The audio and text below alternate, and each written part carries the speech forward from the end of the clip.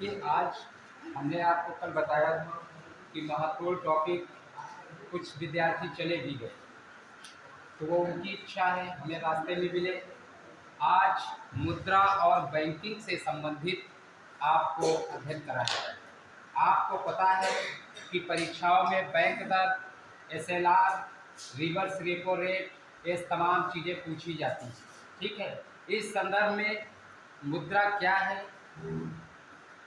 और मुद्रा के कार्य और इससे संबंधित रिजर्व बैंक ऑफ इंडिया और जब 1969 में बैंकों का राष्ट्रीयकरण किया गया और आज की स्थिति में कितने राष्ट्रीयकृत बैंक हैं, इतनी बातों का अध्ययन आज हम करते हैं। मुद्रा, बैंकिंग, इसी के साथ में कल बीमा और बैंक से रिलेटेड कुछ टॉपिक रहेंगे। अगर समय मिलेगा तो बचेगा तो राजस्व। ठीक है, तो अगले लेक्चर में। और इसके साथ साथ आप और एक बात ध्यान दीजिए। देखिए, परीक्षा आपकी 14 तारीख को है। लेक्चर इकोनॉमिक्स में जो भी होने वो भी आपको पता है। हम ग्रुप पर हम आपके लिए ही आज लखनऊ गए थे एक किताब लेने, वो मिल नहीं पाई, ये हकीकत है। वो 15-20 दिन के बाद आएगी बेचारी। उसमें इकोनॉमिक्स से रिलेटेड जितने भी डेटा है उच्च कोटि के, वो सब दिए रहते हैं, वो मिल नहीं पाई। तो ग्रुप पर आप एक्टिव रहेंगे। कहने का मतलब ये है कि आपको 15-17 प्रश्न अवश्य कराएंगे। जो भी मैं पढ़ाता हूँ शायद मैं आपके ग्रुप पर भी मैं भेज देता हूँ इसीलिए कि जिसमें कि ऐसा परीक्षा में ना लगे कि ये चीज़ मैंने सुनी नहीं थी। उसको रिटर्न में भी मैं भेज देता हूँ सबूत सहित। बाकी बड़ी परीक्षा है, इसमें तो आपका परिश्रम है। कल का रिजल्ट आया हाई स्कूल का, बड़ी खुशी हुई कि हमारे आस पड़ोस की लड़की और आपके ही घर की लड़की। ठीक है, तो आज मुद्रा से रिलेटेड हम चर्चा करेंगे और आप इस पर बखूबी मेहनत से पढ़ें।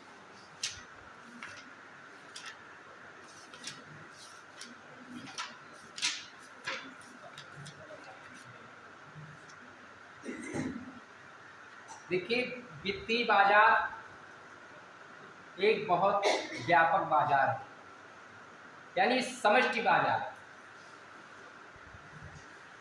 मैक्रो मार्केट है, जो कि अर्थव्यवस्था के तीनों क्षेत्रों में समाहित है। वित्त और मुद्रा का प्रयोग कहाँ नहीं करते, हर जगह होता है ना। जहां पर अनेक वित्तीय उत्पादों एवं परिसंपत्तियों जैसे मुद्रा, शेयर, बॉन्ड्स और अन्य वित्तीय विपत्रों उपकरणों का क्रय विक्रय किया जाता है, उसे वित्तीय बाजार कहते हैं। इसके दो अंग होते हैं, एक तो मुद्रा बाजार, दूसरा पूंजी बाजार। वित्तीय बाजार के दो अंग, मुद्रा बाजार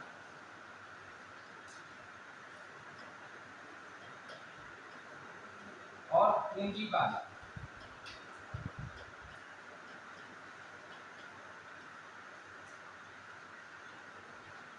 मुद्रा बाजार एक ऐसा बाजार होता है जहां पर विभिन्न मौद्रिक एवं वित्तीय परिसंपत्तियों का अल्पकाल मतलब 1 वर्ष की अवधि के लिए क्रय विक्रय किया जाता है।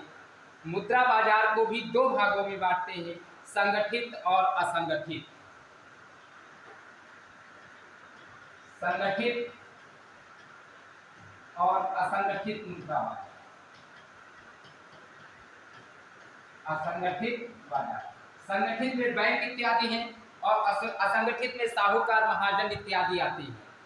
आप जानते हैं कि सबसे पहले मुद्रा का जो प्रयोग था वो वस्तु के रूप में होता था, वस्तु मुद्रा के रूप में होता था, जिसमें अदल बदल की क्रिया होती, वस्तु मुद्रा। फिर धातु मुद्रा बनी, आज कागज की मुद्रा, और आज तो क्रिप्टो करेंसी, बिटकॉइंस और बहुत सारी मुद्राएं हैं। पत्र मुद्रा को भी पीछे छोड़ दिया है, डिजिटल करेंसी का जमाना चल रहा है। ठीक है, तो संगठित और असंगठित, जिसे औपचारिक और अनौपचारिक मुद्रा बाजार कहा जाता है। भारतीय रिजर्व बैंक भारत का केंद्रीय बैंक है। केंद्रीय बैंक भारत का कौन सा है? Reserve bank, RBI. भारत का केंद्रीय बैंक आरबीआई है, इसलिए मुद्रा बाजार को विनियमित करने का उत्तरदायित्व भी इसी का। अगर ये प्रश्न आता है कि भारत में मुद्रा बाजार को विनियमित करने का उत्तरदायित्व किस संस्था का, किस बैंक का है, तो विनियमित करने का अधिकार भी आरबीआई को ही है। और एक बात मैं बता दूं, नोट जारी करने का अधिकार आरबीआई को, अभी जो मुद्रा के कार्य हम पढ़ाएंगे उसको आपको बताते हैं। इसके बाद में भारत में बैंकिंग संरचना का निर्धारण करता है, बैंकों के संचालन के लिए नियम विनिमय बनाता है और प्रमुख नीतिगत दरों का भी निर्धारण करता है। देश का केंद्रीय बैंक, भारत में बैंकों का bank reserve bank of India है, जिसे नोट जारी करने का अधिकार है। लेकिन 1 रुपये का नोट भारत के वित्त मंत्रालय के वित्त सचिव के हस्ताक्षर के द्वारा निर्गत होती है, ये आरबीआई नहीं जारी करती। इसके बाद में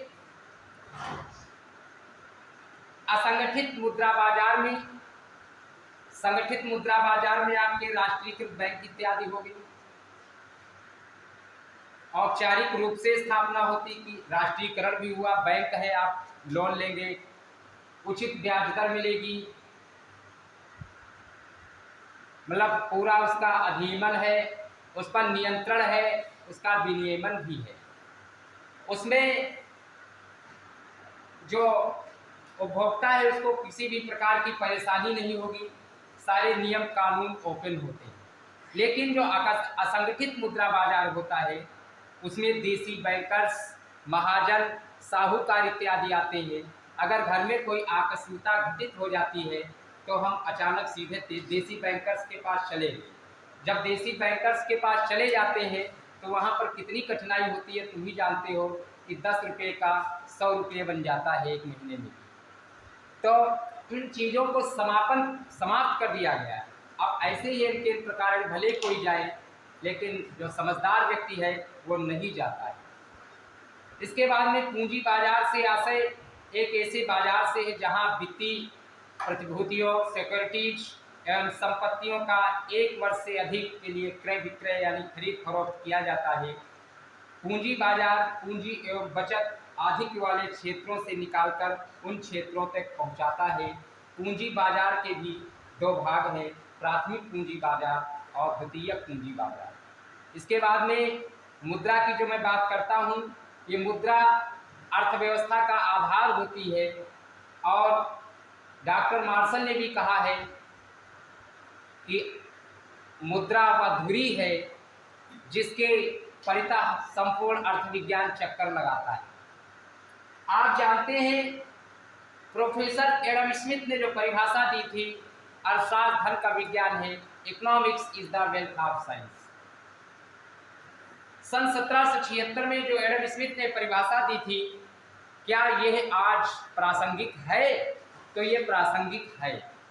आज धन के लिए सब कुछ हो जा रहा है, सभी रिश्ते दरकिनार कर दिए जाते हैं। प्रोफेसर एडम स्मिथ इकोनॉमिक्स के जनक हैं, उन्होंने इतनी बड़ी परिभाषा दी है तो कोई साधारण नहीं थी, वो आज भी प्रासंगिक है। आप खुद देख रहे हैं कि थोड़े से पैसे के लिए रिश्ते किनारे हो जाते हैं, ठीक है। इसके बाद में doctor Marshall, professor Robbins, Samuelson, J K Mehta इत्यादि बहुत सारे अर्थशास्त्रियों ने परिभाषाएं दी है, खैर उन पर चर्चा भी नहीं करेंगे। और प्रोफेसर एसी वाकर ने कहा है, मुद्रा वह है जो मुद्रा का कार्य करे। मुद्रा वह है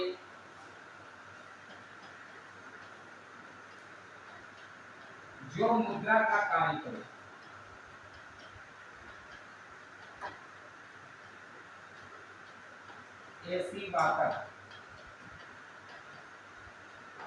एसी वाकर ने कहा है, मुद्रा वह है जो मुद्रा का कार्य करे, यानी money is what money does.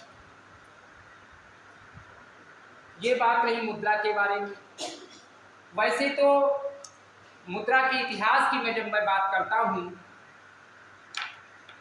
तो इस मुद्रा शब्द की उत्पत्ति, ओरिजिन ऑफ मनी, रोम की देवी जूनो के मंदिर में एक मोनेटा देवी थी, ऐसी किंवदंती है। ऐसा माना जाता है कि वहां से मुद्रा टकसाली और ढाली जाती है। और इसका एक अर्थ पिकुनिया होता है। पिकुनिया का मतलब होता है पशु संपत्ति।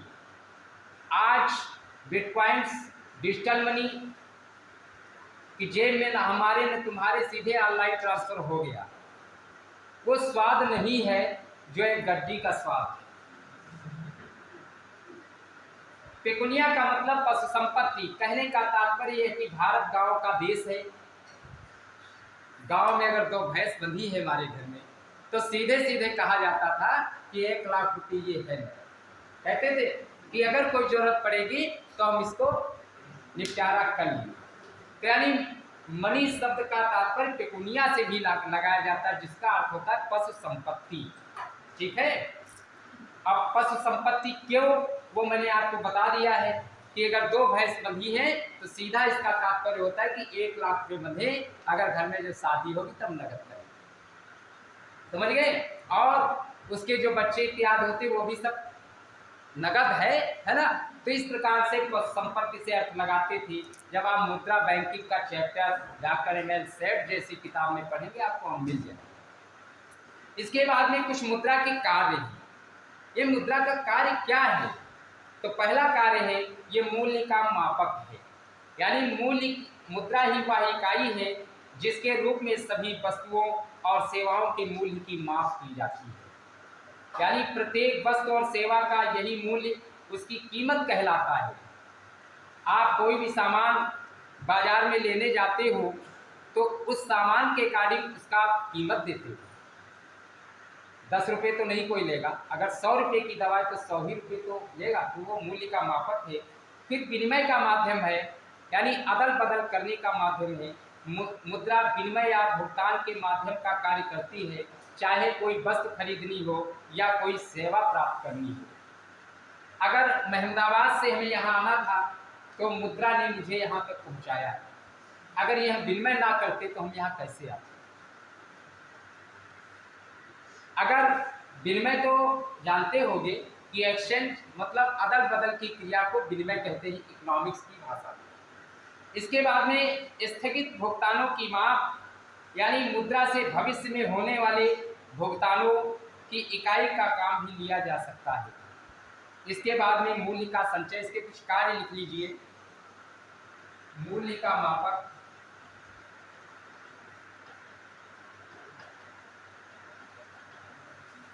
मूल्य का संचय,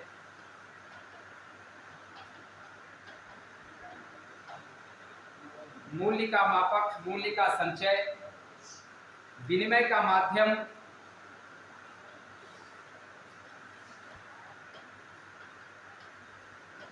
विनिमय का माध्यम। अगला लिख लो स्थगित भुगतानों की माप और साख का आधार, साख का आधार।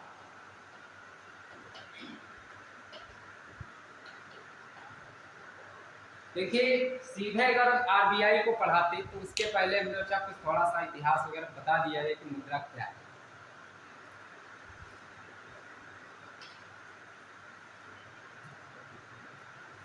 मुद्रा साख का आधार भी है। गुडविल, अगर आपकी व्यापार में गुडविल अच्छी है तो आपको मुद्रा इत्यादि मिल जाएगी। अगर आपका अगर व्यापार में साख अच्छी नहीं तो आपको ख्याति अच्छी नहीं तो आपको पैसा नहीं मिल पाएगा। यानी वर्तमान में साख पत्रों का प्रयोग मुद्रा की ही तरह होता है और मुद्रा के आधार पर ही साख पत्रों को जारी किया जाता है। साख पत्रों में जैसे चेक है, ड्राफ्ट है, विनिमय बिल है आदि के द्वारा ही बैंक साख का निर्माण करते हैं। इसके बाद में मुद्रा के कुछ प्रकार हैं, तो कौन कौन से होते हैं जरा कोई बताइए, अपने दिमाग पर जोर दे, चर्चा है यहाँ पे। बताइए बताइए मुद्रा के कुछ प्रकार। इतनी जल्दी थक जाते हो, 12 बजे से बैठे हो और मैं इतने बजे उठा। और इतने बजे अपनी संस्था में मैं था, ठीक, और तुम बोल नहीं पा रहे हो, ये गलत बात है। अभी आपको बहुत कुछ करना है। देखिए, पहली चीज तो मुद्रा के प्रकार मैं संक्षिप्त व्याख्या करते हुए आगे बढ़ूंगा, क्योंकि जो इसके मेन पॉइंट्स हैं मुझे उन पर आना है, ठीक है, नहीं तो रह जाता है। पहली चीज तो है वैधानिक मुद्रा, लीगल टेंडर। ये लीगल टेंडर क्या है? जब मोदी जी ने नोटबंदी की थी तो कहा था कि ये लीगल टेंडर नहीं रही, तो ये क्या है?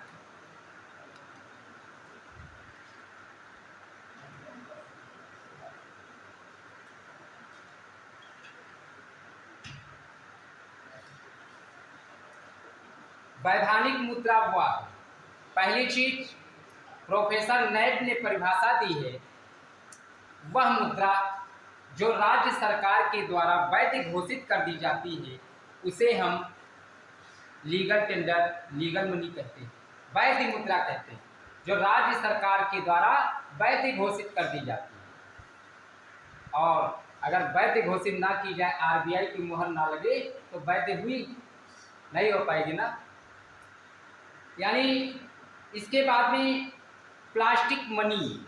प्लास्टिक मनी क्या है? प्लास्टिक मनी मीन्स विभिन्न बैंकों, वित्तीय संस्थाओं तथा अन्य कंपनियों के द्वारा जारी किए गए डेबिट एवं क्रेडिट कार्ड आदि को प्लास्टिक मनी कहा जाता है, जो कि लगभग आजकल सभी की जेब में रखा होता है। ये बात मानते हो? प्लास्टिक मनी से कहते हैं। और डेबिट कार्ड के द्वारा बैंक खाते में जितनी धनराशि जमा हो उतने तक की खरीदारी या निकासी की सुविधा होती है। आजकल शायद ही कुछ ही लोग वंचित होंगे जिनके पास नहीं होगा, बाकी सभी की जेब में होगा, ठीक है। इसके बाद में गर्म मुद्रा, हॉट मनी। गर्म मुद्रा, हॉट मनी, यानी हॉट मनी या गर्म मुद्रा उस मुद्रा को कहा जाता है जिसमें वित्तीय बाजार में शीघ्र पलायन कर जाने की प्रवृत्ति होती है, अर्थात जिस स्थान पर लाभ मिलने की संभावनाएं अधिक होती हैं उसी स्थान पर यह स्थानांतरित हो जाता है, बाकी जगह नहीं। यानी उदाहरण के तौर पर आप समझ लें कि शेयर बाजार में लगी विदेशी मुद्राएं गर्म मुद्रा के अंतर्गत आती, कि अगर हॉट मनी आप वहीं पैसा लगाएंगे जहां पर लाभ मिलने की अधिक संभावना है, एक गर्म मुद्रा है। अगर लाभ ना मिले तो सुस्त मुद्रा हो जाए, है ना, कि ठंडे बस्ते में पड़ी है, ठंडी मुद्रा। और जहाँ शीघ्र लाभ मिलने की संभावनाएं होती है वहां पर आप पैसा लगा, इससे शेयर बाजार हो गया, तो गर्म मुद्रा होता है। बाजार भी गर्म होता है शेयर का, है ना, टीवी पर दिन भर आया करता है। इसके बाद में दुर्लभ मुद्रा एवं सुलभ मुद्रा। विश्व बाजार में जिस देश की मुद्रा की आपूर्ति की अपेक्षा मांग अधिक होती है उसे दुर्लभ मुद्रा यानी हार्ड करेंसी कहते हैं। विश्व बाजार में जिस देश की मुद्रा की आपूर्ति की अपेक्षा मांग अधिक होती है उसे दुर्लभ मुद्रा कहते हैं, जैसे अमेरिकी डॉलर, येन, पाउंड, यूरोपीय संघ का यूरो। और इसके बाद में कासन मनी क्या होता है? अक्सर आपने सुना होगा कासन मनी शुल्क काट लिया, तो कासन मनी क्या होता है? किसी भी संविदा और दायित्व को पूर्ण करने के लिए जमानत के तौर पर मांगी जाने वाली राशि को कासन मनी कहते हैं, यानी जमानती राशि को कासन मनी कहते हैं। कोई भी संविदा हो या किसी भी व्यक्ति को पूर्ण करने के लिए, दायित्व को पूर्ण करने के लिए जमानत के तौर पर जो मुद्रा मांगी जाती है उसको कासन मनी कहते हैं। और धातु मुद्रा तो आप जानते हैं, जो धातुओं से बनी मुद्रा होती है उसको धातु मुद्रा कहते हैं। हमारे भारतवर्ष में बहुत पहले स्वर्ण और चांदी की मुद्राएं चलती थी, आज चलन में है, लेकिन आज जैसा समय है वैसी ही मुद्रा जेब में रखकर चलती है। इसके बाद में बात आती है पेपर मनी, कागजी मुद्रा की। तो कागजी मुद्रा कागजी मुद्रा एक विशेष किस्म के कागज पर लिखित प्रतिज्ञा पत्र होता है, और जो ये लिखित प्रतिज्ञा पत्र होता है इसको सरकार वैध घोषित कर देती है और आरबीआई के गवर्नर की मुहर लगी होती है, इसके हस्ताक्षर होते हैं और वो प्रमाणित हो जाती है और वो बाजार में चलायमान हो जाती है। अगर ऐसा प्रतिज्ञा पत्र उस पर ना होता तो जैसे अन्य नोटें बाजार में चोरण वाली आती हैं वैसे ही ये रह जाती है। उसमें लिखा होता है कि मैं धारक को, यानी जितने मूल्य का नोट है, अदा करने का वचन देता हूं, जिसके माध्यम से निर्गमन अधिकारी केंद्रीय बैंक या सरकार धारक को उस पर अंकित राशि देने का वचन देता होता है और 15 भाषाएं लिखी होती हैं। इस समय आरबीआई के गवर्नर श्री शक्तिकांत दास हैं। अभी मैं लिखवा दूंगा, अभी सीक्वेंस में लिखवा देंगे, ऐसी कोई बात नहीं। देखिए मैं उसके भी, अभी तो हम इसके मुद्रा के बारे में हमने सोचा 2-4-5 मिनट बता देंगे, कोई बुराई नहीं है, मटेरियल की कोई बात नहीं है ऐसी, क्योंकि हमारे यहाँ कुछ साथियों कहेंगे मुद्रा बताइए नहीं मुद्रा क्या होता है, पीठ पीछे रोते घूमेंगे। तो देखिए भारत में बैंकिंग का इतिहास, पहले मैं इस पर चर्चा करता हूँ।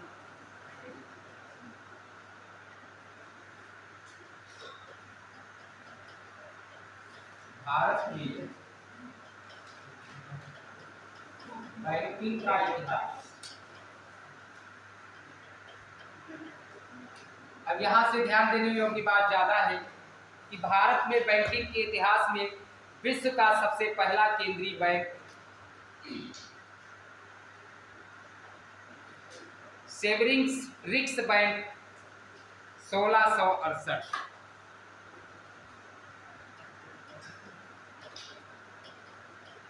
रिक्स बैंक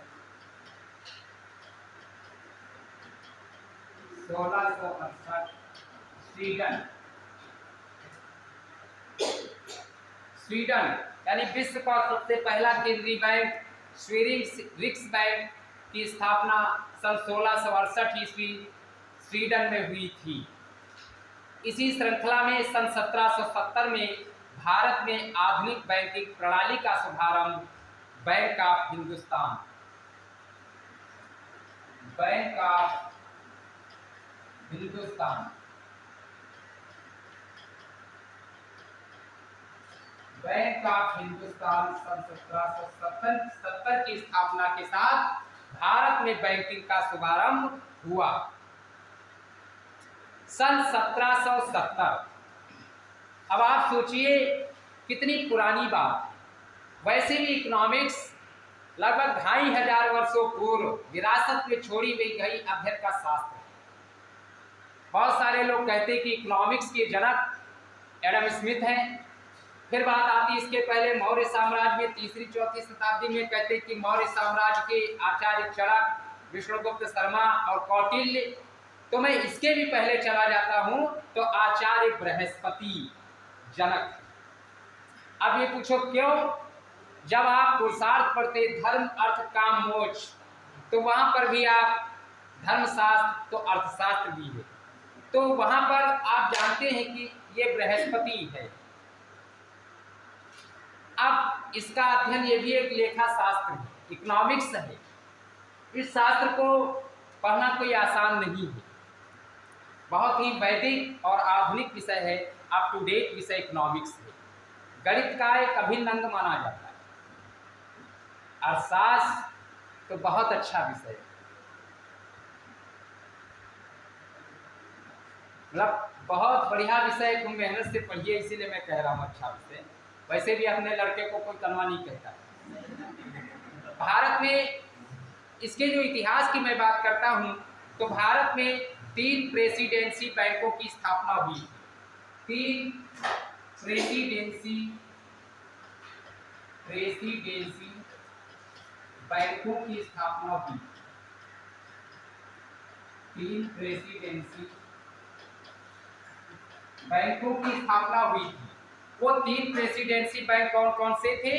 1806 में बैंक ऑफ बंगाल, 1806 में बैंक ऑफ बंगाल। 1806 में बैंक ऑफ बंगाल की स्थापना हुई और 1840 में बैंक ऑफ बॉम्बे। 1840 में बैंक ऑफ बॉम्बे।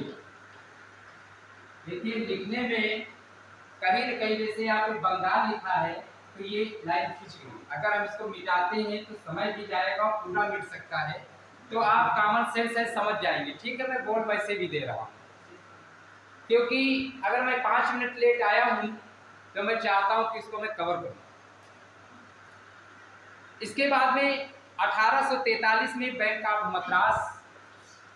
1843 में बैंक ऑफ मद्रास। और मद्रास आज तो चेन्नई होगा, नहीं, बैंक ऑफ मद्रास की स्थापना हुई। अब देखिए सन 1668 में स्वीडिश बैंक की स्थापना हुई। सन 1770 में भारत में बैंक ऑफ हिंदुस्तान की स्थापना हुई। इसके बाद में भारत में 3 प्रेसिडेंसी बैंक थे। 1806 ईस्वी में बैंक ऑफ बंगाल, 1840 में बैंक ऑफ बॉम्बे और 1843 में बैंक ऑफ मद्रास की स्थापना हुई। इसके बाद में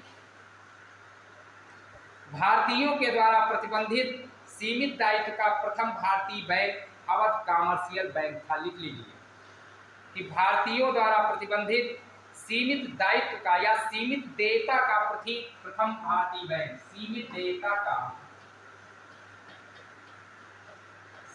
देयता वाला भारत का प्रथम बैंक। लिख लीजिए प्रथम बैंक अवध कॉमर्शियल बैंक। प्रथम बैंक कौन सा था? अवध कॉमर्शियल बैंक, जिसकी स्थापना सन 1881 में की गई। जिसकी स्थापना 1881, अवध कॉमर्शियल बैंक इसका नाम। Awadh commercial bank, Awadh commercial bank जिसकी स्थापना 1881 में की गई और पूर्ण रूप से देश का पहला भारतीय बैंक पंजाब नेशनल बैंक था। पूर्ण रूप से देश का पहला भारतीय बैंक, देश का प्रथम भारतीय बैंक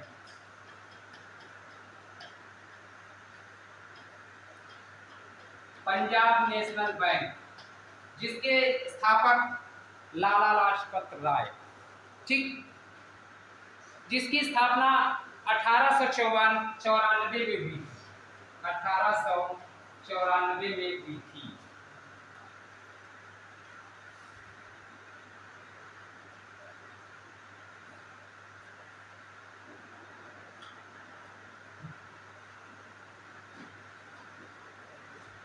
लिख लिया?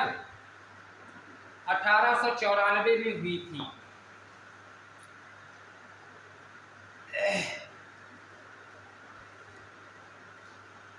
बात समझ में आई इतनी?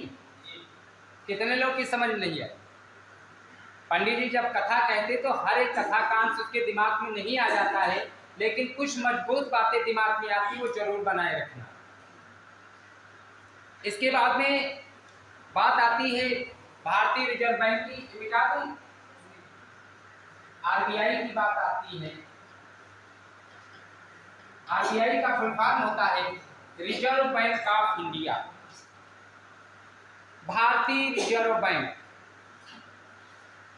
देश का केंद्रीय बैंक, बैंकों का बैंक, बैंकों का नियंत्रण करता, बैंकों का विनियमन करता, नोट जारी करने का एकाधिकार, मोनोपोली है आरबीआई। इसके बारे में मैं कुछ बात करता हूं। देखिए भारतीय रिजर्व बैंक भारत का केंद्रीय बैंक है जो कि मौद्रिक नीति के निर्माण और क्रियान्वयन को सम्मिलित करते हुए समस्त बैंकिंग कार्यकलापों के नियंत्रण, नियमन और निरीक्षण का कार्य करता है। भारत में केंद्रीय बैंक की स्थापना की सिफारिश सर्वप्रथम 1926 में हिल्टन 1925-26 में, कहीं कहीं 25 भी लिखा है, 26 तो 25 और 26 में हिल्टन यंग कमीशन की संस्तुति पर, हिल्टन यंग कमीशन की सिफारिश पर, हिल्टन यंग कमीशन की सिफारिश पर भारतीय रिजर्व बैंक ऑफ इंडिया की स्थापना करने का प्रस्ताव रखा है कि प्रत्येक देश में केंद्रीय बैंक है, तो भारत में भी एक ऐसी बैंक होनी चाहिए जो कि सभी बैंकों पर एक नियंत्रण रखना चाहिए। और एक बात जान लीजिए कि जैसे घर हमारा एक परिवार है, उस परिवार में अगर कोई मुखिया है तो परिवार सही चलेगा। जिस घर में परिवार में मुखिया नहीं है, परिवार को नियंत्रित करने वाला नहीं है, तो परिवार बिखर जाता है। ठीक उसी प्रकार से हमारे देश में जितनी भी बैंकें हैं, उन बैंकों पर नियंत्रण करने का एक अधिकार सिर्फ आरबीआई को, यानी हिल्टन यंग कमीशन की अनुशंसा पर भारत में केंद्रीय बैंक के रूप में रिजर्व बैंक ऑफ इंडिया स्थापित की गई। 1931 में केंद्रीय बैंकिंग जांच समिति ने आरबीआई को स्थापित करने की भी सिफारिश की। 1931 में केंद्रीय बैंकिंग जांच समिति, केंद्रीय बैंकिंग जांच समिति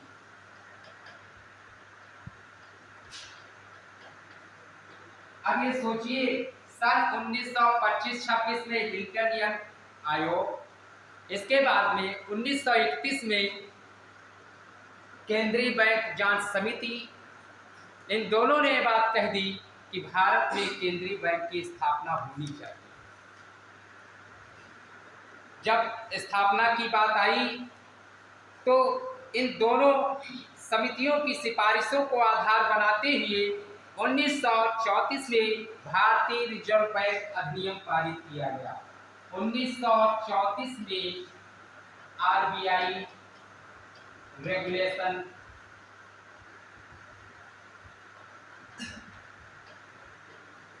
एक्ट 1934, 1934 यानी रिजर्व बैंक से संबंधित इसका अधिनियम 1934 में पारित किया गया। और जब पारित हो गया तो 1 अप्रैल 1935 को 1935 1 अप्रैल आरबीआई की स्थापना, आरबीआई की स्थापना यानी 1 अप्रैल 1935 से आरबीआई ने अपना कार्य प्रारंभ कर दिया। और भारतीय रिजर्व बैंक प्रारंभ में शेयर धारकों के बैंकों के रूप में निजी क्षेत्र के अंतर्गत था। यानी 1934 में अधिनियम बना, 35 में इसने कार्य प्रारंभ कर दिया, लेकिन सरकारी अभी थोड़ी था, इसमें भी अभी शेयर धारकों के बैंक के रूप में निजी क्षेत्र के अंतर्गत था, जिसका 1949 में राष्ट्रीयकरण कर दिया गया। 1949 में राष्ट्रीयकरण कर दिया गया। अब यहाँ पर ये बात आती है, अब देखिए मैं फिर रिपीट करता हूँ, 1925-26 में हिल्टन यंग कमीशन की संस्तुति पर, 1931 में केंद्रीय बैंकिंग जांच समिति, और फिर इन दोनों समितियों को सार्थक मानते हुए 1934 में भारतीय रिजर्व बैंक का अधिनियम पारित किया गया। इसके बाद में 1 अप्रैल 1935 को इसने कार्य करना प्रारंभ किया। इसके बाद में 1949 को भारतीय आरबीआई का राष्ट्रीयकरण कर दिया गया। 1 जनवरी 1949 को आरबीआई का राष्ट्रीयकरण कर दिया गया। प्रश्न बहुत इंपॉर्टेंट है कि आरबीआई का राष्ट्रीयकरण कब किया गया? 1 जनवरी 1949 को किया गया। इसके प्रथम गवर्नर सर ओसबोर्न स्मिथ, इसके प्रथम गवर्नर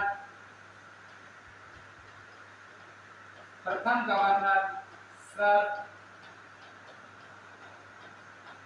ओसबोर्न स्मिथ 1935 से 37 तक प्रथम गवर्नर सर ओसबोर्न स्मिथ थे। जब 1 अप्रैल 1935 को इसने काम करना प्रारंभ किया तो इसका कोई गवर्नर भी तो नियुक्त हुआ। तो पहला गवर्नर कौन था? सर ओसबोर्न स्मिथ 1935 से 37 तक। लेकिन आरबीआई के प्रथम भारतीय गवर्नर कौन थे? आरबीआई के प्रथम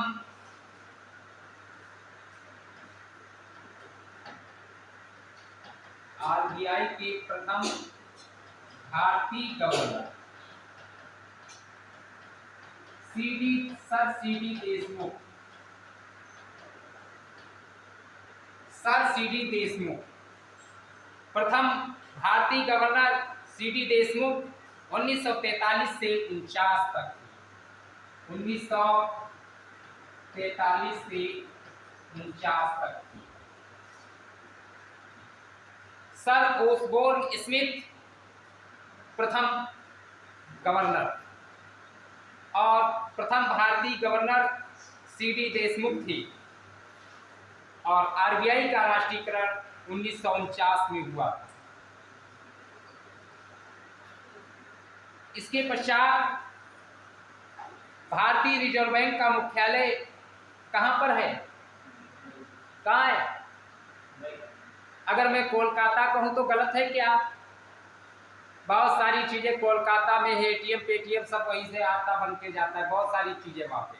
खैर चलो मैं ज्यादा चर्चा नहीं करूंगा उन पे, मैं बताऊंगा ही अब सिर्फ यहाँ पे।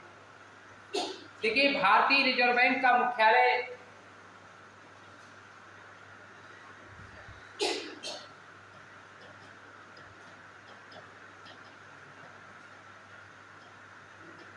मुंबई। भारतीय रिजर्व बैंक का मुख्यालय कहां पर है? मुंबई में है। लेकिन 1937 से पहले रिजर्व बैंक का केंद्रीय कार्यालय कोलकाता में स्थापित था। 1937 से पहले।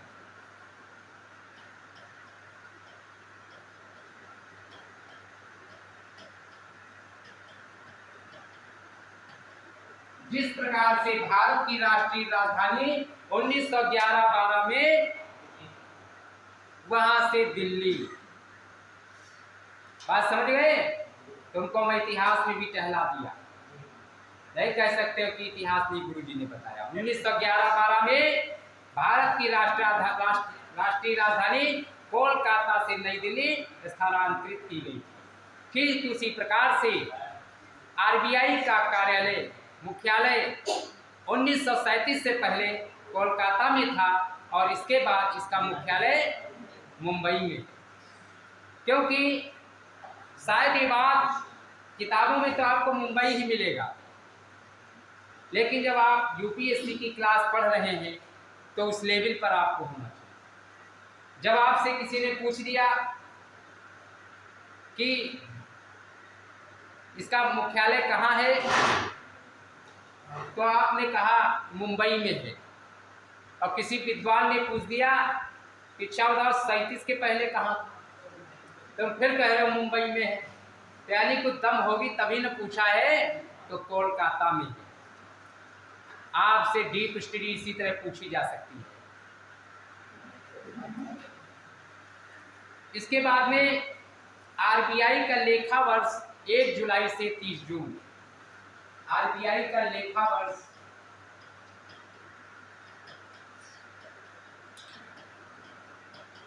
1 जुलाई से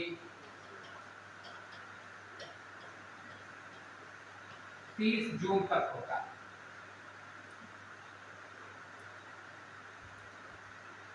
लिख लिया? लेखा वर्ष 1 जुलाई से 30 जून तक होता है। इसके बाद में आरबीआई सभी वाणिज्यिक बैंकों का नियमन एवं नियंत्रण करता है। अब देखिए, इस समय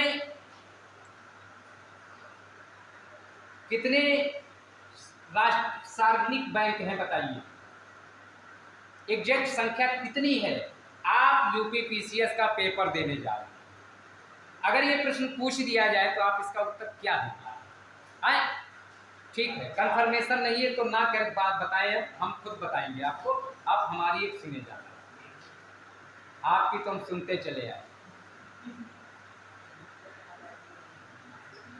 तो आरबीआई का प्रमुख कार्य देश में मुद्रा एवं साख के प्रसार को नियमित एवं नियंत्रित करता है, क्योंकि भारत का केंद्रीय bank reserve bank of India, देश का सबसे बड़ा bank reserve bank of India, बैंकों का bank reserve bank of India. Bharat में बैंकों की जननी ही रिजर्व बैंक ऑफ इंडिया है। बैंकों के संदर्भ में जो कुछ भी करेगा वो आरबीआई ही करेगा। बात समझ रहे हो? इसके बाद में भारत के विदेश व्यापार से संबंधित सभी आंकड़े आरबीआई के द्वारा एकत्रित एवं प्रकाशित किए जाते हैं। यानी विदेश व्यापार से संबंधित आंकड़े कौन सी संस्था प्रकाशित करती है? तो RBI, reserve bank of India.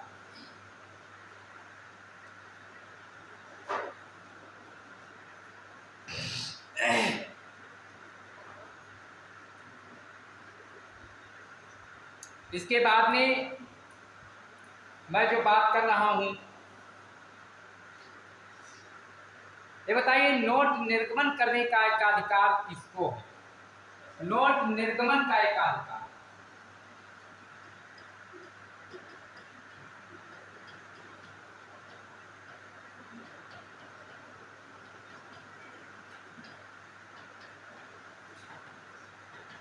RBI को, यानी नोटों को जारी करने का अधिकार आरबीआई को है।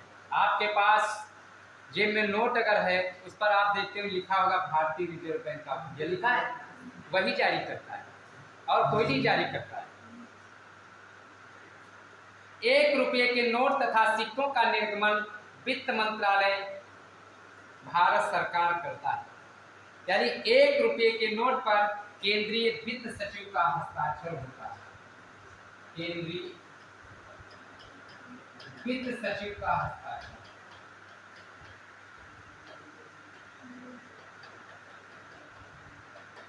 एक रुपये के नोट पर।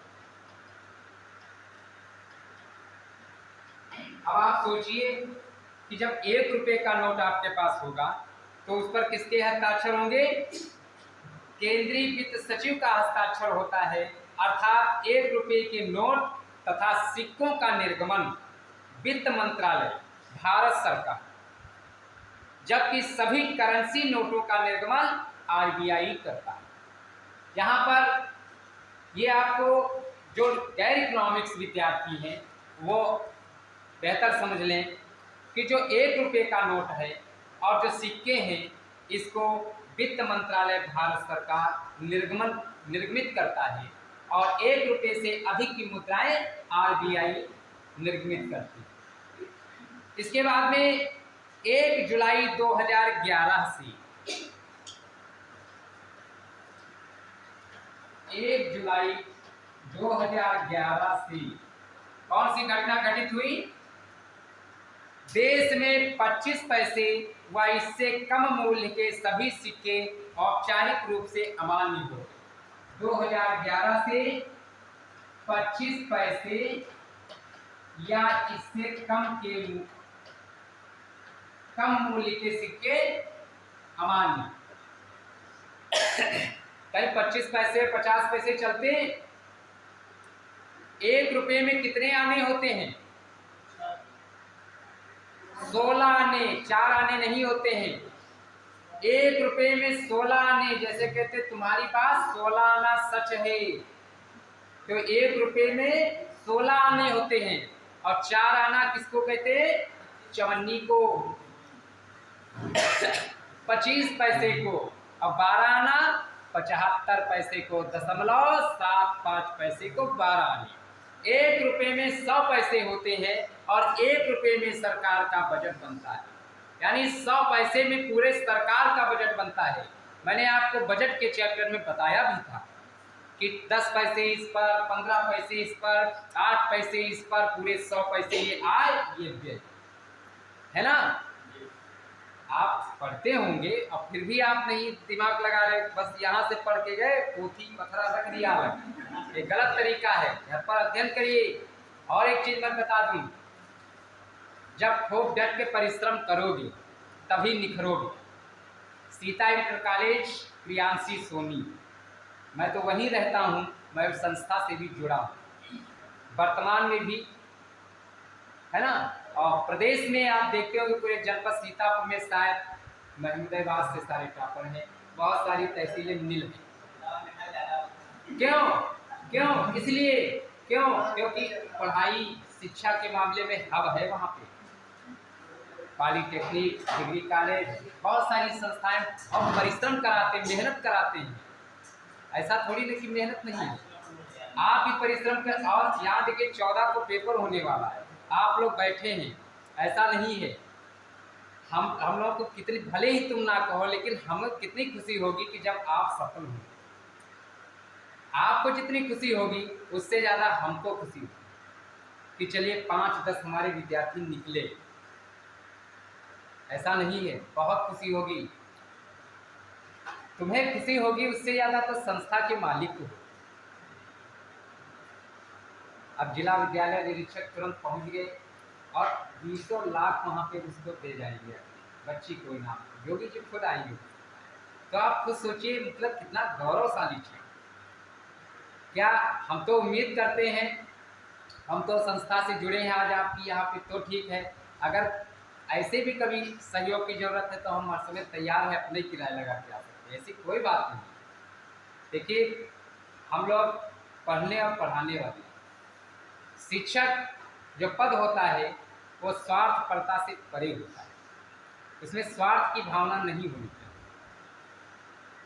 हमने आपको पहले भी बताया है कि हम यहाँ पर आते, किसी भी बच्चे को कोई मैं फोन नहीं करता पर्सनली कि तुम मेरा फेवर करो, मेरा फीडबैक अच्छा दो, ये कुछ नहीं करता, कोई जरूरत नहीं है।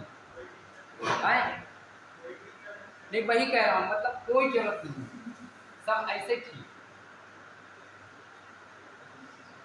आप सफल हो जाएं बस इतने मेरे लिए काफी, और कुछ ना कुछ निकलेंगे, ये पहले से ही पता हो जाता है कौन निकलने वाला है। ऐसा नहीं है, पटाखों का इंतजाम पहले इसीलिए होता है। ठीक है, अब मैं अपनी बात पर आता हूँ। देश में दशमलव प्रणाली की मुद्रा का प्रचलन 1 अप्रैल 1957 से है। देश में दशमलव प्रणाली की मुद्रा का प्रचलन 1 अप्रैल 1957 से है। और एक बात लिख लीजिए कि न्यूनतम कोष प्रणाली ये क्या होता है। न्यूनतम कोष प्रणाली बहुत इंपॉर्टेंट है। आप न्यूनतम कोष प्रणाली, आप जब पूर्वावलोकन जो मैंने आपको भेजा है 555 पेज का होता है, उसमें आप ईयर वाइज खोल लेना जरा।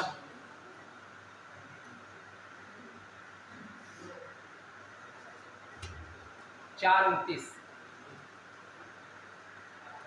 जबरदस्ती भी नहीं रुकेंगे, ठीक है। 5 रुपये फिर कम मिले पता नहीं, इसलिए आधा घंटा सिर्फ हम, क्योंकि अगर आप विद्यार्थी अपने को मानते हैं तो कुछ तो कहना मान लो। 14 मई के बाद भले मरो,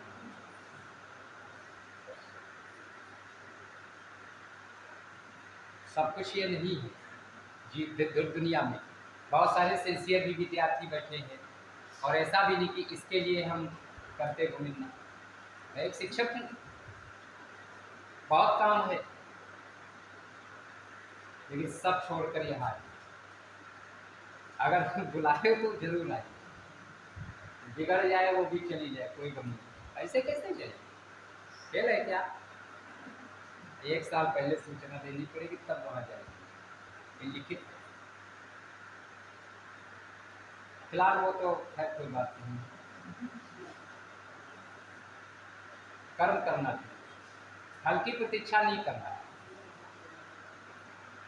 जैसे हम वहाँ चले आए, अरे बहुत ज़्यादा क्या करोगे, पूरे महीने का साफ कर दोगे और क्या होगा, कोई दिक्कत नहीं। इतनी बातें कहने का तात्पर्य ये है कि आपके लिए हम परिश्रम खुद करते हैं, बहुत सारे बच्चे बैठे हैं। अगर बात से आप हटेंगे तो नुकसान होगा।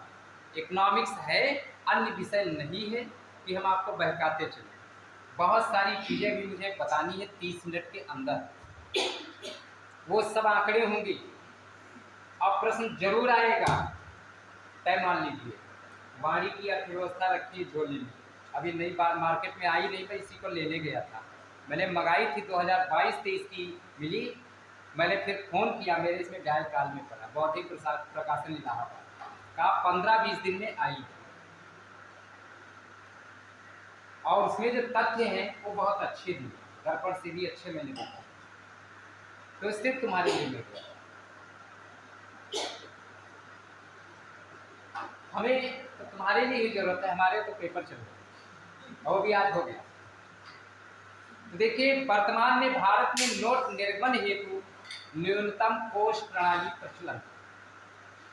अब यहाँ पर प्रश्न आता है कि वर्तमान में नोटों का जो निर्गमन हो रहा है, नोटों को जो जारी किया जा रहा है, 2 रुपया, 5 रुपया, 10 रुपया, 500, अच्छा ये बताइए सबसे भारी मूल्य की मुद्रा कौन सी है? हमारे देश में सबसे बड़े मूल्य की मुद्रा कौन सी चलन में है? बताओ, बैठे ही बता दे, और जो बताएगा उतनी मुद्रा खर्च करेगा। अब कोई बताएगा भी नहीं, ऐसा धर्म संकट फंस गया। 2000 रुपये की मूल्य की मुद्रा सबसे बड़ी मुद्रा है, 2000 की मुद्रा बाजार में चल रही। तो नोटों के निर्गमन हेतु न्यूनतम कोष प्रणाली प्रचलन है। इस प्रणाली के तहत जारी किए जाने वाले नोटों के पीछे भारतीय रिजर्व बैंक को कुल 200 करोड़ रुपए का रिजर्व कोष अपने पास रखना होता है। 200 करोड़ का रिजर्व,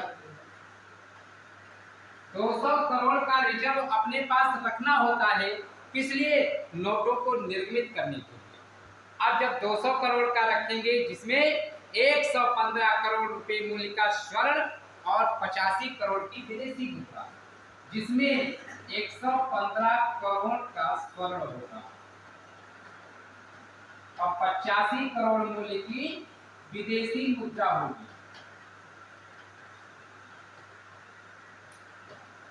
अब देखिए, 200 करोड़ यानी न्यूनतम कोष प्रणाली प्रचलित है। किस लिए? नोटों के निर्गमन के लिए, नोटों को जारी किए जाने के लिए। अब ये सोचिए, जैसे कह दो देश में मुद्रा की कमी, सरकार वेतन नहीं बढ़ा रही, पैसा नहीं दे रही है, बड़ा लफड़ा है। अरे आरबीआई को चाहिए देश में जितने नवयुवक को सबको नोट छापने में लगा दे, सबको एक एक मशीन दे दे। तो ये कोई आसान तो नहीं है। ये यही कह रहा है कि सन 1957 से न्यूनतम कोष प्रणाली को अपनाया गया है। कब से? 1957 से न्यूनतम कोष प्रणाली को अपनाया गया है। और नोटों को छापने के लिए, निर्गमित करने के लिए 200 करोड़ रुपया रिजर्व में रखना पड़ेगा। अगर यूं ही न होता तो ये 1.25 करोड़ जनता को लगा देते, जाओ छापो अपने। लेकिन नहीं, इसके भी, ये भी किसी के संरक्षण में काम कर रही है आरबीआई। उसके लिए 200 करोड़ रुपए रिजर्व में रखना होगा और 200 करोड़ रुपए में 115 करोड़ रुपए का क्या होगा? सोना, कनक, कनक कनक ते सौगुनी, मादकता ते अधिकार। कौन अलंकार है? कौन अलंकार है बताइए? आए? यमक अलंकार। चलो ठीक है, हिंदी की चर्चा नहीं करेंगे, क्योंकि हिंदी में मैं हिंदी विषय नहीं रहा है, लेकिन हाई स्कूल में डिक्टेशन मार बढ़िया विषय लगता है, और हिंदी तो बहुत अच्छा विषय है। अंग्रेजी उससे बेहतर है। इकोनॉमिक्स का तो जलवा न्यारा, इसकी भाषा ही अलग है। तो 115 करोड़ मूल्य का स्वर्ण और 85 करोड़ मूल्य की विदेशी मुद्रा शामिल है। ये प्रश्न परीक्षा की दृष्टि से इम्पोर्टेंट है। आप जब पूर्वावलोकन जो मैंने आपको भेजा है लगभग 31 साल का है। 31 साल का कोई आसान तो हुआ नहीं, बहुत हुआ। 31 साल पेपर कहाँ कलेक्ट कर पाएंगे, तो हमने आपके लिए सोचा कि भारतीय अर्थव्यवस्था का जरूर हम भेज दें आपको, क्रय करके उसको पढ़ लेंगे आप। 8-10 सवाल तुम्हें वहीं से मिलेंगे। और जो मैं आर्थिक पद्धति से पढ़ा रहा हूँ 3-4-5 लेक्चर हो ही जाएंगे, उसमें आपको करंट भेज देंगे। कुछ आज बैंकिंग की दरें वगैरह जो इस समय वर्तमान में, वो मैं भी बता दूंगा। तो आप ये कर ले जाएंगे, मैं जानता हूँ। अगर जब पढ़ेंगे वो कर ले जाएंगे, ऐसा नहीं है। हमने भी परिश्रम किया है, परिश्रम हर व्यक्ति करता है। अब अंततः सफलता मिलना या न मिलना, और जो सफलता ना मिल पाना तो गुरु बना देती है। बात समझ रहे हो? हमारे बहुत सारे मित्र हैं, कभी मिलिए, आकर घर से निकलिए, मिलिए, पेपर के बाद आइए, देखिए तो सही कितने विद्वान 6-6, 7-7 बार इंटरव्यू में शामिल हमारे साथ में है, लेकिन दुर्भाग्य अंततः सफलता नहीं मिल पाई। वो अलग बात है ना। हम तो अभी 9 में 3 होना था, रह गए, तो हम क्या करें। हम भी चाहते थे कि इतनी धूप में आता जाता हूँ तो बड़ी मेहनत करनी तो बहुत करूँ। मैं इसीलिए आप ऐसे कहता हूँ मेहनत करिए तो बचोगे इन चीज़ों से। और जब मजबूत कुर्सी मिल जाएगी ना, तब कोई अड़चन नहीं। तो इसके पाने के लिए मेहनत करिए, जरूरी है आज के समय के लिए अगर कुछ पाना है। वरन समाज में साथ कोई नहीं देता है। हम जितने पढ़ रहे हैं और साथ जब छूट जाएगा कोई साथ नहीं देगा, साथ अपना समय देगा। इष्ट मित्र कोई किसी के नहीं है ना।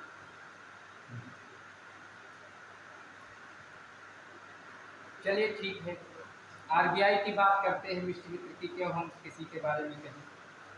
कहेंगे गुरु जी तो यहाँ सुनी पर आए रह सकते हैं। इसके बाद में भारत में बैंकों का राष्ट्रीयकरण,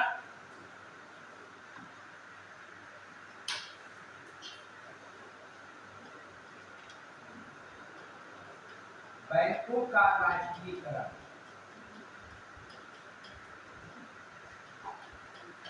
बैंकों का राष्ट्रीयकरण। आपने आरबीआई को पढ़ा, किसको पढ़ा? आरबीआई का राष्ट्रीयकरण कब हुआ?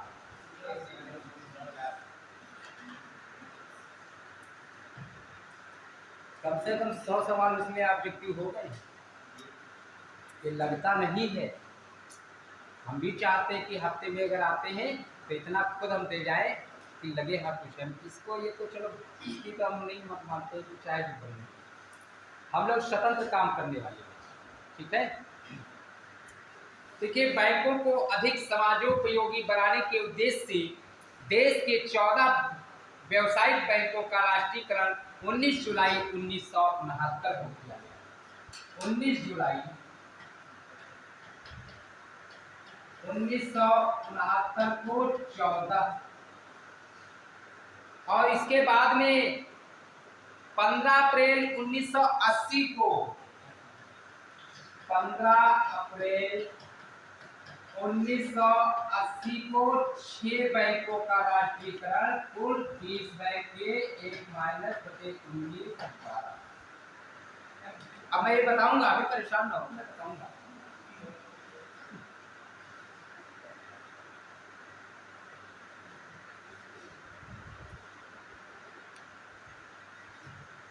देखिए, जिस समय बैंकों का राष्ट्रीयकरण किया गया था उस समय हमारे देश की प्रधानमंत्री कौन थी? कौन थी? कौन? स्वर्गीय श्रीमती इंदिरा गांधी, देश की आयरन लेडी, भारत की लौह महिला, भारत की प्रथम महिला प्रधानमंत्री, जिसे प्यार में गूंगी गुड़िया कहते थे। गूंगी गुड़िया कहते थे। उस समय देश की प्रधानमंत्री थी। हमारे अर्थव्यवस्था में, वित्तीय बाजार में बहुत सारी विसंगतियां थी। इन विसंगतियों को दूर करने के उद्देश्य से 14 बड़े बैंकों का राष्ट्रीयकरण 19 जुलाई 1969 को प्रथम चरण में किया गया। इसके बाद में 6 बैंकों का राष्ट्रीयकरण 15 अप्रैल 1980 को किया गया, जिनकी जमाएं 200 करोड़ रुपए से अधिक थी। अब कुल मिलाकर के 14 वो और 6 ये कितने हो गए? 20। अब 20 में से एक bank new bank of India का विलय पीएनबी में हो गया, बचे 19। और 19 के बाद में 30 अगस्त 2019 को 30 अगस्त 2019 को वित्त मंत्री निर्मला सीतारमण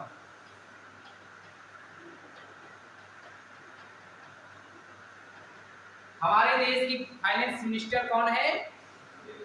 निर्मला सीतारमण। श्रीमती निर्मला सीतारमण ने 10 सार्वजनिक क्षेत्र के बैंकों को 4 बड़े बैंकों में विलय करने की घोषणा कर दी। अब कितने बचे? 12। यानी वर्तमान में सार्वजनिक क्षेत्र के बैंकों की संख्या 12 है। वर्तमान में कितने सार्वजनिक बैंक हैं? 12। और 12 वो कौन कौन से हैं? Bank of Baroda, Bank of India, Bank of Maharashtra, Canara Bank, Central Bank of India, Indian Bank, Punjab National Bank, UCO Bank, State Bank of India, Punjab and Sindh Bank, Union Bank of India, Indian Overseas Indian Bank. ये हमारे 12 बैंकें हैं। बात समझ में आई? अब देखिए विलय का विवरण। Oriental bank of commerce, United bank of India, इसका विलय किसमें किया गया? पीएनबी में। पंजाब नेशनल बैंक में कर दिया गया। जो ओरिएंटल बैंक ऑफ कॉमर्स आपकी यहाँ पर ओबीसी होंगी, और UBI United bank of India, इनको मर्ज कर दिया गया किसमें? पीएनबी में। इसके बाद में सिंडिकेट बैंक जो है उसको केनरा बैंक में कर दिया गया। आंध्रा बैंक और कारपोरेशन बैंक का विलय यूनियन बैंक ऑफ इंडिया में कर दिया गया। और इलाहाबाद बैंक का विलय इंडियन बैंक में कर दिया गया। जिन लोगों के खाते इलाहाबाद बैंक में होंगे, पासबुक इंडियन बैंक के नाम से मिली होगी। आप बात समझ गए? और इसके बाद में अप्रैल 2019 को बैंक ऑफ बड़ौदा में विजया बैंक और देना बैंक के विलय के पश्चात बैंक ऑफ बड़ौदा समग्र व्यवसाय की दृष्टि से भारतीय स्टेट बैंक तथा एचडीएफसी के पश्चात भारत का तीसरा सबसे बड़ा बैंक है। और देश का सबसे बड़ा व्यापारिक bank State Bank of India है, एसबीआई है, आरबीआई के बाद। तो इस प्रकार से ये आपकी बात रही बैंकों की कि बहुत अब ये क्यों कम कर दिए गए। आपको लोन चाहिए, लोन मतलब ऋण। लोन कुछ और ना सब्जी वाला समझ लेना, मतलब ऋण। कहा कि भाई 5 बैंकों से नोटिस बनवा। दिमाग तो सबके पास है, माइंडेड। और ऐसे कौन सी तहसील मोहल्ली को ले लो, 10-12 बैंकें होंगी, जत्ती राष्ट्रीय के सब वही होंगी। महमूदा वाले तो 2 पीएनबी है। अब बताओ 5 से मांगना है तो 5 ही को लेके ले आए, जमा कर दिए, बच्चे को उम्र चल रहा, कर्जा इमो चल रहा, बड़ी समस्या। इन भ्रष्टाचार से मुक्ति पाने के लिए कि बैंकें तो उतनी ही हैं, लेकिन उनको मर्ज कर दिया गया कि उनका लेखा जोखा एक जगह हो गया। धीरे धीरे तो ये पकड़ में आसानी से आ जाएगा। ये नहीं कि 5 है तो अब जैसे तुमने 1 लाख रुपए ऋण माफी आ जाए तो तुमने यूबीआई में भी ले लिया और एसबीआई में भी ले लिया तो फंसोगे नहीं। तो माफ तो एक जगह होगा। तुम दुनिया भर में लिए पर यहाँ वहाँ फर्जी बनवा करके फर्जी वाला पर रोकथाम लगाने के लिए सरकार ने इन बैंकों को संख्या कम की, ज़्यादा जोगी मठ हो जाए, एक कहावत जो कही गई वही बात। तो समझे, ये समझ में आ रहा होगा। तभी हम सोच रहे हैं कि तुमको इसी तरह बताया जाए, है ना, तभी समझ में आएगा। अब अगली बात आती है मौद्रिक नीति में की मैं बात करता हूँ। अच्छा ये बताइए, आरबीआई के बारे में कुछ समझ में आया, आंकड़े वगैरह? फिर मैं इसके प्रमुख कुछ कार्य बता देता हूँ एक बार। पहला इसका कार्य है मौद्रिक नीति का संचालन करना। दूसरा कार्य होता है साख का नियंत्रण करना। तीसरा कार्य होता है भारत में मुद्रा को जारी करना और उसका विनियमन करना। फिर होता है बैंकों के बैंक के रूप में कार्य करना और सरकार का बैंकर, एजेंट तथा सलाहकार की भूमिका अदा करना। रिजर्व बैंक ऑफ इंडिया सरकार का एजेंट होता है, सलाहकार भी होता है, तो सलाह देता है कि सर ऐसा मत करिए, खजाने में पैसा नहीं है। फिर विदेशी मुद्रा भंडार का संरक्षण करता है। इस प्रकार से ये आरबीआई और आरबीआई की भूमिका है। इसके बाद में मौद्रिक नीति की जो मैं बात करता हूँ, मौद्रिक नीति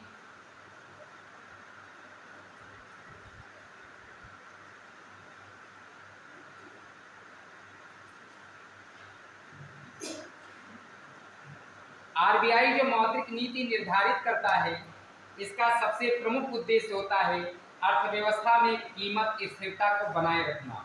अर्थव्यवस्था में मुद्रास्फीति को नियंत्रित करने में मंदी की अवस्था एवं मुद्रा अवस्थिति से निकलने के लिए मौद्रिक नीति सबसे महत्वपूर्ण अस्त्र है। मुद्रा के प्रवाह को संतुलित करती है एवं ब्याज दरों को नियंत्रित करती है। मौद्रिक नीति के कुछ उपकरण हैं, साधन हैं, जैसे कि आप कोई भी गाड़ी या किचन में आप भोजन बनाते हैं तो उसको बनाने के लिए कुछ उपकरण होते हैं। ठीक उसी प्रकार से मौद्रिक नीति के कुछ उपकरण हैं। जब मैं उन उपकरणों को बताऊंगा तब आप मौद्रिक नीति को समझ पाएंगे। मौद्रिक नीति के उपकरण। अब मौद्रिक नीति के उपकरण, पहली चीज आती है मात्रात्मक उपकरण। मात्रात्मक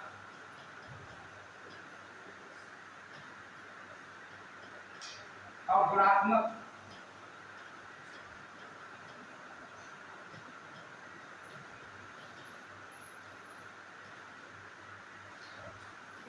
और इसमें पहला पॉइंट है बैंक दर। बैंक दर, बैंक रेट। अब ये बताइए बैंक रेट, भारतीय रिजर्व बैंक अधिनियम 1934 की धारा 49 के तहत ये बैंक दर क्या होती है? What is bank rate? कोई विद्यार्थी बताए वरन सुने और ध्यान दें कि जिस बैंक दर वह दर है जिस पर भारतीय रिजर्व बैंक विनिमय बिलों या अन्य वाणिज्यिक पत्रों को खरीदने या बदलने या पुनर्बट्टा मतलब रीडिस्काउंट करने के लिए तैयार रहता है। अर्थात जिस पर भारतीय रिजर्व बैंक आवश्यकता पड़ने पर अन्य व्यापारिक बैंकों को दीर्घकालिक ऋण उपलब्ध कराता है, उसको बैंक दर कहते हैं। वर्तमान फरवरी 2023 में बैंक दर कितनी थी? 6.75%। लिख लीजिए, यही तो इम्पोर्टेंट है। 6.75% फरवरी 23। अब जैसे बैंक दर क्या होता है वो तो मैंने बताया, है ना। और इसके बाद में पूछा जाए कि आरबीआई की बैंक दर कितनी है इस समय वर्ष 2023 में, तो आप उसका उत्तर देंगे 6.75%। इसके बाद में बात आती है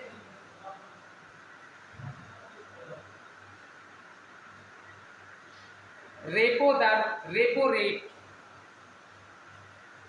रेपो दर। Number 2 repo rate.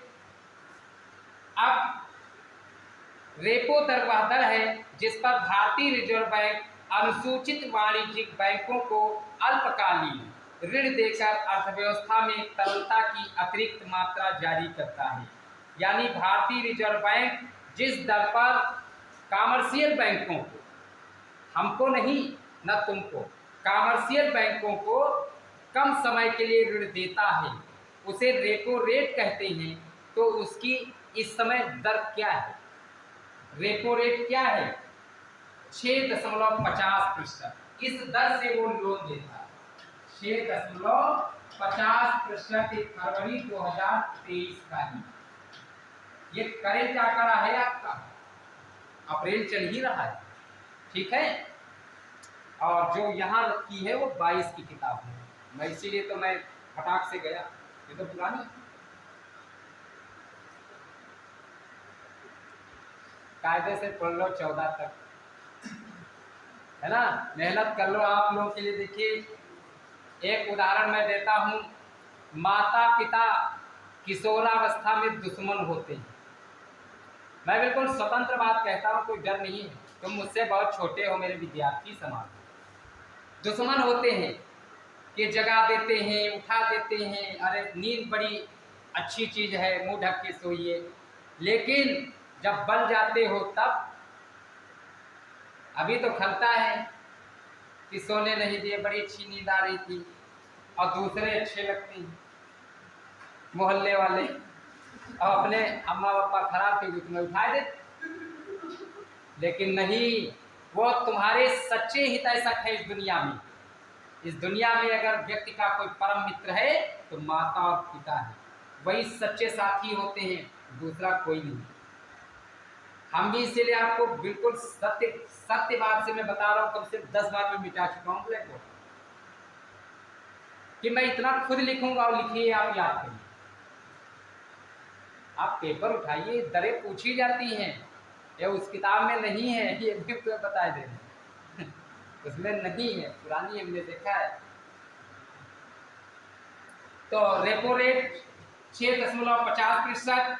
इसके बाद में reverse repo rate, reverse repo rate, reverse repo rate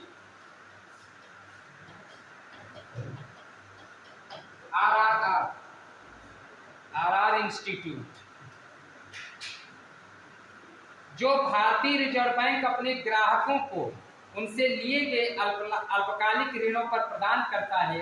reverse repo rate का प्रयोग भारतीय रिजर्व बैंक द्वारा वाणिज्यिक बैंकों से अल्पकालिक ऋण लेकर अर्थव्यवस्था से तरलता को निकालने के लिए किया जाता है। यानी अगर इसकी परिभाषा तो याद नहीं हो पाएगी, लेकिन आप ये दर कितनी है इसको याद कर लेना। Reverse repo rate 3.35%, 3.35%। और ये मौद्रिक नीति के उपकरण हैं। कौन से? मात्रात्मक उपकरण की मैं बात करता हूं, फिर गुणात्मक उपकरण आएगा। इसके बाद में नगद आरक्षित अनुपात, CRR, नगद आरक्षित अनुपात, नगद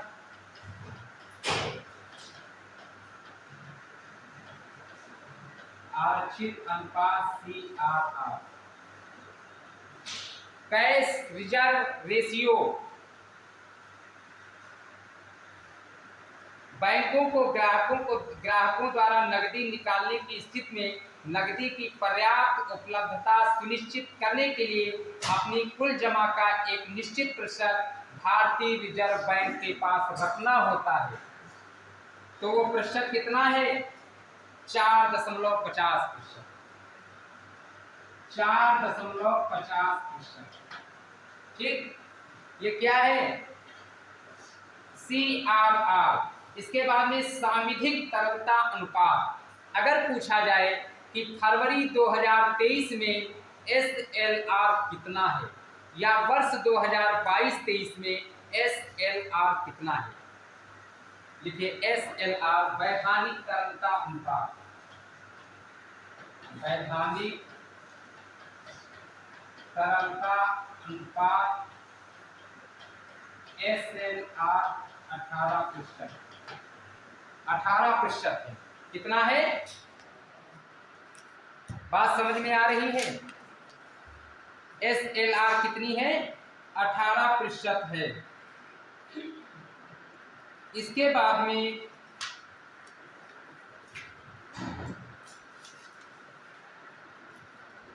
सावधि जमा दर कितनी है? सावधि जमा दर 6 से 7.25%, 6 से 7.25% सावधि जमा दर। पूछ दिया जाए कि सावधि जमा दर कितनी है? 6 से लेकर के 7.25% है। अब बचत जमा दर कितनी है? बचत जमा दर कितनी है? 2.70 से 3%।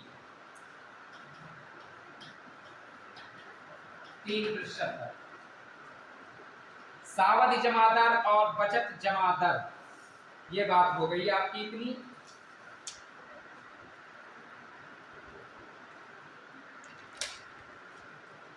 इसके बाद में गुणात्मक उपकरण में लिख लीजिए सीमांत आवश्यकता, मार्जिन रिक्वायरमेंट, साख की राशनिंग और नैतिक दबाव। 3 पॉइंट में लिख लीजिए। अब ये 3 मैं क्यों लिखाया हूं? देखिए प्रश्न आपका आता है कि मौद्रिक नीति के इनमें से कौन सा मात्रात्मक उपकरण नहीं। आपके जैसे ये 4 दिए हैं, ये मात्रात्मक उपकरण है। प्रश्न आया कि इसमें कौन सा मात्रात्मक उपकरण नहीं? बैंक दर, रेपो रेट, नैतिक दबाव, CRR। तो आप लिख देंगे कि नैतिक दबाव नहीं है। वो क्या है? वो गुणात्मक उपकरण है। तो इस तरह से भी प्रश्न आता है। तो उसमें पहला है सीमांत आवश्यकता, साख की राशनिंग और नैतिक प्रभाव। जरा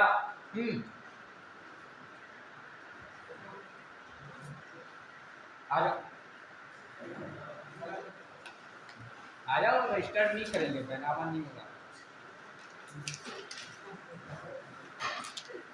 ये बात समझ में आई? और इसमें कुछ बातें रह गई हैं।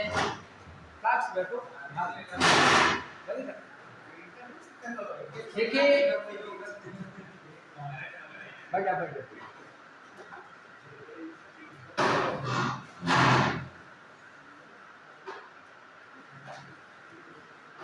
भैया,